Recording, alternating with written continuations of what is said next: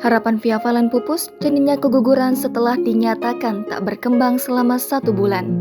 Via Valen beberapa waktu lalu membagikan beberapa potret USG janin anak pertamanya bersama Chevra Yolandi. Namun, Via Valen mengabarkan bahwa janin dalam kandungan tidak berkembang. Via Valen menuliskan bahwa jantung janinnya tak berkembang saat berusia 8 minggu. Sejak itu, dokter telah meminta Via Valen untuk mengikhlaskan kepergian janinnya tersebut. Namun, Via Valen awalnya belum ikhlas hingga sempat tak ingin mengecek ke dokter sampai akhir tahun. Pada akhirnya, Via Valen memutuskan untuk periksa ke dokter dan janinnya dinyatakan tak berkembang selama 1 bulan. Sayangnya, harapan Via Valen kini telah pupus. Pelantun lagu sayang ini mengalami keguguran. Setelah Via Valen berusaha untuk mempertahankan janinnya agar berkembang bagaimana mestinya. Melalui postingan terakhirnya, Via Valen dan Chevra Yolandi akhirnya keduanya menyatakan telah mengikhlaskan kepergian janin mereka.